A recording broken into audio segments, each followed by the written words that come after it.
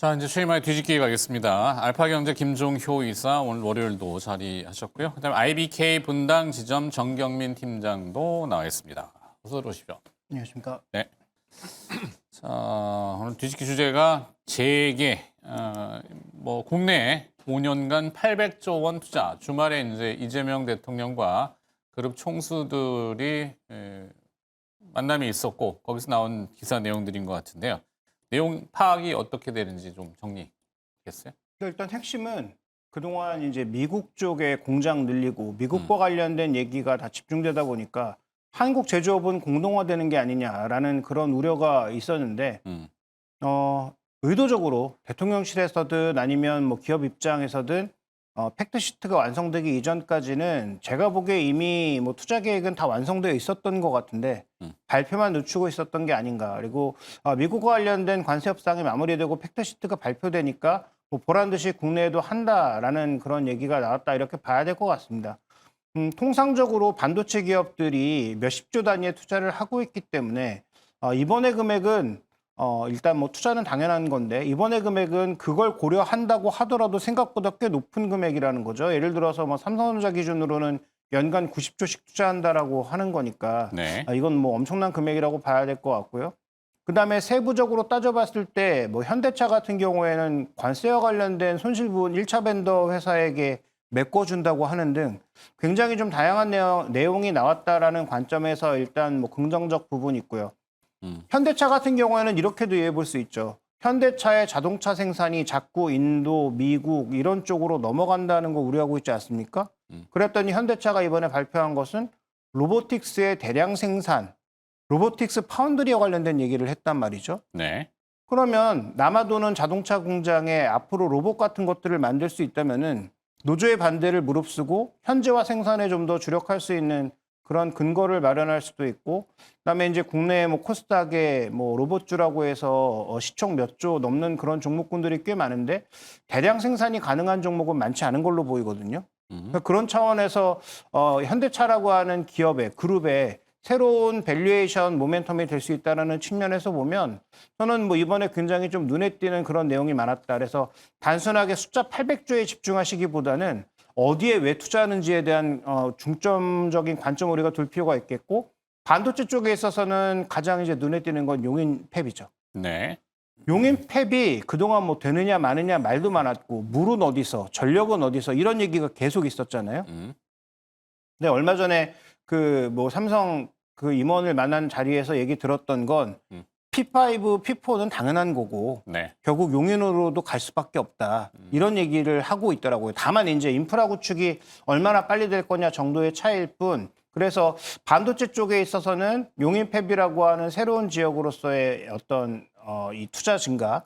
그다음에 자동차 쪽은 로보틱스와 더불어서 지금 1차 벤더들에게 관세와 관련된 부분을 메꿔준다고 하는 이런 부분들. 그다음에 조선은 이 가장 중요한 게 미국으로 갔을 때 돈 돼? 이게 가장 큰 문제였는데 미국으로 안 가고도 지금 할 수 있는 방안이 생겼다라는 관점에서 봤을 때 결국은 우리가 우려했던 내수 공동화에 대한 부분은 상당 부분 조금 희석된 것이 아니냐 이렇게 좀 봐야 될 것 같습니다. 네. 이어받아서 네. 해주시죠. 자, 이 팩트시트 얘기들이 논란이 좀 많잖아요. 사실 그 열거사항에 대한 뭐라 그래야 되죠? 이게 정리 문서 이렇게 되는 거라서 지금 뭐 일각에서 이제 저쪽의 힘에서 얘기하시는 그 국회 비준을 거치지 않은 뭐 반헌법적이다 그건 아니다. 그건 오바고 뭐 열거사항을 뭘 비준을 거쳐요. 이게 컨트랙으로 들어갔을 때나 그거 하는 거지. MOU 형태는 법적 구성력이 없는 거 우리는 다 알고 있잖아요. 그러니까 이제 앞으로 더 나아가야 돼요. 여기까지 일봉만 한 거 해도 그렇잖아요, 그죠? 뭐 판이 엎어져가지고 뭐 이렇게 되면은 나 소란스러웠을 텐데 참 하여튼 그렇다라는 건데 거기에 따른 국내의 이제 재계에서의 국내 로컬 투자 얘기들이 나왔습니다. P4, P5 형태 라인이 의미가 있는 게 이게 아마 3단 라인으로 올라가서 그렇죠. 3층 높이로 기존에는 1층이나 2층 정도에서 이렇게 도는데 공정이 뭔가 복잡해지고 구체화되는 거를 상징하는 것 같긴 해요, 그죠? 그리고 이제 뭐 팩트 시트가 이제 뭐 사실관계 확인서 뭐 이 정도로 이제 해석하면 우리 될 것 이런 거 같아요. 대화했어요를 열고 한 거. 법적인 뭐 이거를 뭐 비준하고 뭐 이런 거는 말씀 주신 대로 좀 너무 나간 것 같고 일단 뭐 보통 이제 정권 바뀌고 그해 첫 그 이제 연말을 맞이해서는 이제 쭉 부르죠. 모 회장님 몇 명, 또 모 회장님 고용에 내년에 몇 대한 명, 거. 이제 약간은 이제 정치적인 이제 그런 메시지도 어느 정도 담아내고 이제 김종인 이사도 상징적인 수사들이 그렇죠. 많죠. 김종인 이사도 이제 짚어주셨지만 그동안 이제 미국에다가 이제 뭐 원하든 자의반 타의반해서 이제 했었던 투자는 됐고 그러면 이제 우리나라에서는 뭘 할 것이냐 너희들이 이렇게 해준다면 뭐 정부도 좀 도와주겠다 뭐 이런 것들이 이제 어느 정도 뉴스화되고 어떤 이제 메시지로 좀 나갔는데 저는 이제 뭐 다른 데도 있겠습니다만 그래도 이제 그 큰 그룹들 좀 뭐 삼성, SK, 현대차, LG, 뭐 한화, HD, 현대 이런 게 쭉 보면은 가장 좀 딱 직관적으로 뭐 저는 이제 브로커니까요. 네네. 보면 역시 이제 가리키는 곳은 소부장 쪽이 아닌가. 이게 네. 교집합되는 쪽을 보면 다 AI 혹은 관련된 고용 그리고 이제 뭐 투자 이런 쪽에 다 이제 직관되기 때문에 그럼 네. 그 투자를 해서 이제 뭐 인적 자원에 뭐 사람들 뽑고 하는 거를 떠나서 이제 캐펙스 빼고요. 이제 매년 어느 정도 하는 뭐 몇십 조짜리 캐펙스 빼고 그럼 신규 투자를 어디 얼만큼 하느냐. 사실 이게 이제 코스닥의 소위 말하는 낙수 효과를 볼 수 있고 그걸 기대할 수 있는 그런 부분인데 삼성전자 5년간 450조, SK하이닉스 뭐 대충 뭐 전문 용어는 아닙니다만 퉁치면 600조 가까이 좀 되는 거고 네. 현대차 그룹도 뭐 125조 원, LG 그룹은 좀 특이하게 소부장 쪽으로 한 1년에 한 20조씩 좀 투자를 한다고 했고 한화는 하고자 했던 거를 미국에서 하지 않고 우리나라에서 할 수 있다라는 것, 한 10조 좀 넘는 것 같고요. HD 현대도 뭔가 약간 로보틱스 쪽, 약간 어쨌든 이제 뭐 조선 기계 뭐 이런 쪽의 전문 기업이니까 관련돼서 그쪽에 이제 한 15조 뭐 이렇게 좀 저 기억이 되는데 그 정도 이제 투자를 한다라고 하는 것은 어쨌든 그것에 이제 낙수 효과를 볼 수 있는 곳이 어느 곳이고 그게 우리 증시에 연결지으면 어떤 종목, 어떤 종목군, 어떤 섹터랑 연결될 것인가 뭐 이걸 이제 찾아보는 게 이제 저의 일이라고 생각이 들었거든요. 네. 그래서 그런 것들 생각하면 요 표면적으로만 본다면 다소 한 절반 정도는 좀 정치적인 부분 이런 것도 좀 끼어 있습니다만 이제부터 찾아야 될 것은 이 낙수 효과를 어떤 기업이 얼만큼 많이 빨리 보면서 이게 이제 주가에 좀 발현될 수 있는 그런 종목을 좀 찾아내는 게 이게 핵심이 아닐까라는 생각이 들어서 저 개인적으로는 이 뉴스를 접하자마자 코스닥 있는 뭐 소부장 관련된 그런 밸류체인 이런 것들은 좀 찾아봤거든요. 근데 아직까지는 이제 여기에 따른 어떤 수혜주 찾기는 이제 시작될 것 같고 네. 아직까지는 뭐 코스닥이 바이오 위주로 좀 돌아가고 있어서 일단 지금부터는 요 낙수 효과를 찾는 게 일이 아닐까 이렇게 먼저 말씀드려보도록 하겠습니다. 뭔 얘기예요?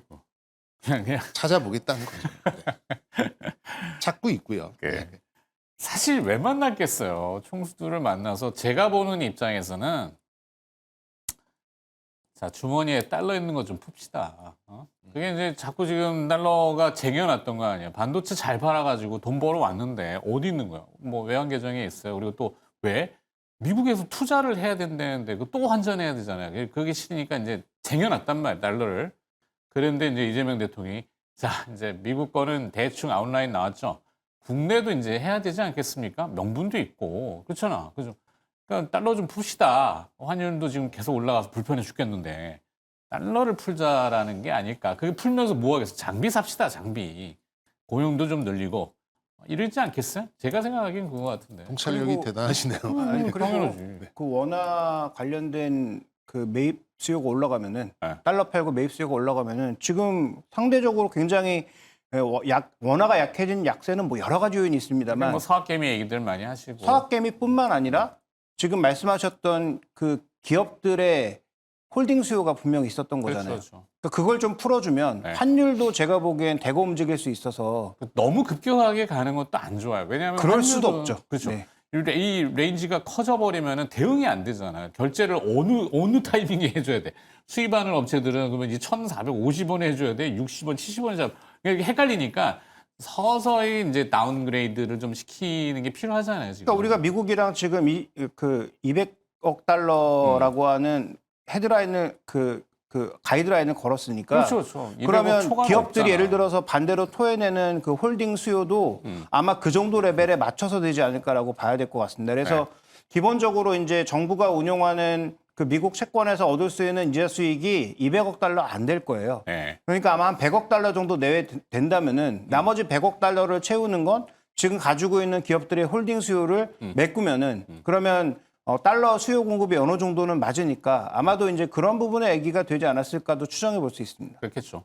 그리고 이게 전부 국민 혈세로만 대미 투자가 결정된다. 그거는 엄청 위험한 일이죠. 사실 이게 뭐 인지하시겠지만 뭐 하여튼 그래요. 이게 처음부터가 뭐 다들 아시겠지만 말이 안 되는 조건이었고, 하지만 우리 입장에서 그냥 무시할 수는 없는 복합적인 상황이잖아요. 그래서 일단 수용을 하고, 자, 어찌됐건 뭐 그 정치 얘기할 건 아니고, 자, 국내 주식시장이 그러면 이제 어떻게 반응하냐인데, 이 재료를 부정적으로 녹이면은 지난주 금요일처럼 막 AI 버블론에 뭐 금리 인하도 물 건너 갔다 그러고 뭐 어쩌고 저쩌고 해버리면은 심리가 다 위축되는 건데, 그나마 다행인 게 주말에 이제 그래도 녹였어요. 이제 야, 우리 냉정을 좀 찾아보자. 그래서 다시 지금 뭔가를 찾는 작업들이죠.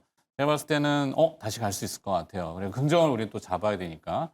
그러면 그 긍정을 아까 얘기했던 바이오만 가지고는 힘들 거라고. 반도체를 분명히 중심이 있어야 돼, 그죠? 뭐 빨리 종목들 내놔라. 네, 그렇죠. 뭐 지금 삼성전자도 헬스 이런 거 어때?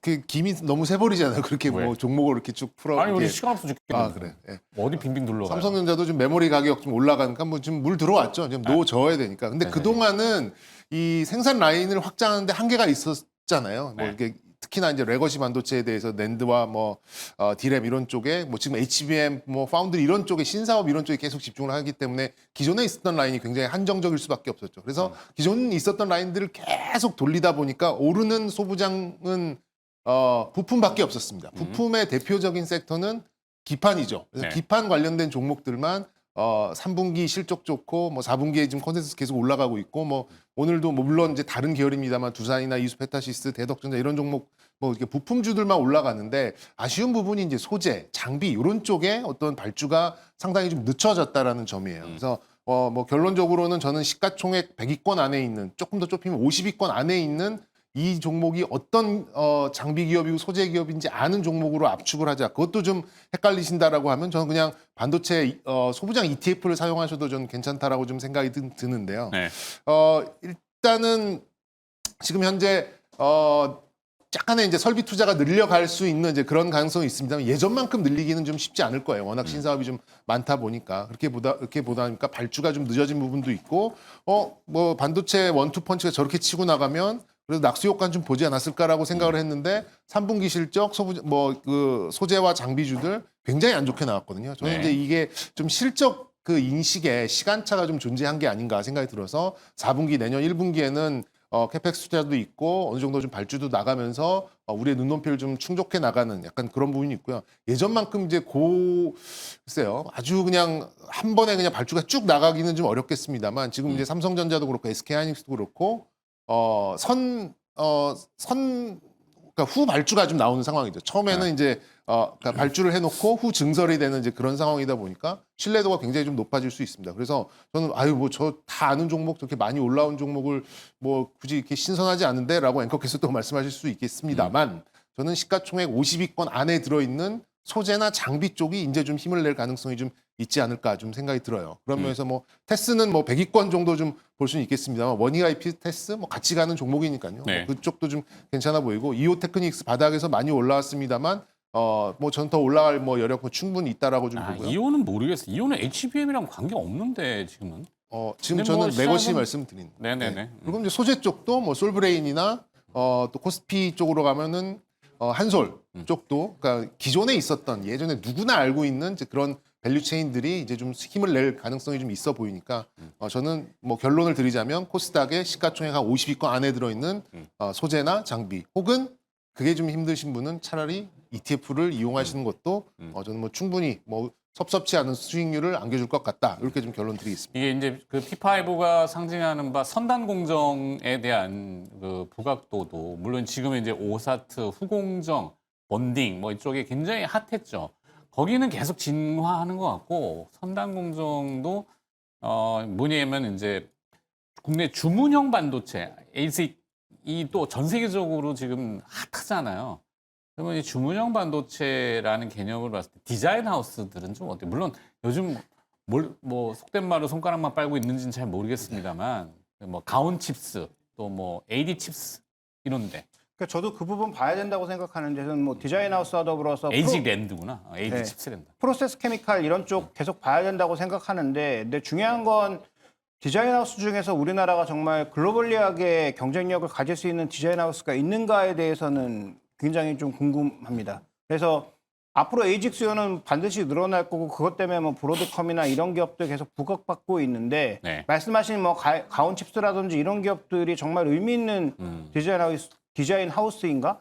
그럴 거면 차라리 미국의 디자인 하우스를 사는 게 낫지 않나라는 생각이고요. 그래서 어쨌든 디자인 하우스는 관심 가지셔야 되고 디자인 하우스가 좋아진다라는 건 삼성 비메모리가 좋아진다라는 얘기니까 뭐 삼성전자도 일정 부분의 대체는 될 것으로 보이고요. 네. 그다음에 프로세스 케미칼에서 ENF 테크놀로지나 한소 케미칼은 약세를 보인 적이 없는데 실적이 안 나오니까 두 종목은 급락했잖아요. 원익 네. QNC라든지 동지 세미킨 같은 종목군들은 급락했는데 저는 증설을 한다면은 이런 종목군들도 내려갈 이유가 없지 않나? 없죠. 그래서 지금 현재 내려간 쪽에서 나름 의미 있는 쪽은 이 케미칼 쪽은 어차피 계속 소모되는 쪽이라 이 두 종목을 장기적인 관점에서 단기적으로는 아마 안 올라갈 겁니다. 안 올라간 건 이유가 있기 때문에 단기적으로는 별로 안 올라갈 건데 네. 조금 긴 투자를 보신다면 동진 세미캠이나 지금 이쪽은 원익 QNC 같은 경우에도 반도체 공정에 꼭 필요한 소재니까 이런 쪽도 보셔야 될 것 오케이. 같습니다. 뭐 끝내야 되는데 네. 20초만 딱 드릴게요. 종목이나 찍어봐요. 저는 뭐 아까 말씀드린 대로 이 시가총액 50위권 안에 있는 이제 그런 코스닥에 있는 이제 그런 장비나 소재에 있는 그런 종목으로 좀 가시는 게 맞다라고 뭐 몇 개 안 돼요 사실 보시면 그게 어려우시면 저는 차라리 반도체 소부장 ETF를 계속 찾아가시는 ETF만 게 얘기하네. 낫다. 알았어. 네. 더 이상 안 괴롭히. 왜 이렇게 좀 비겁합니까? ETF를 말씀드려서 다음에 구체적인 기업을 네. 부탁드립니다. 네. 자, 오늘따라 뒤집기였고요. 알파경제 김종효 이사와 IBK 투자증권 분당센터 정경민 차장이었습니다. 고맙습니다. 네.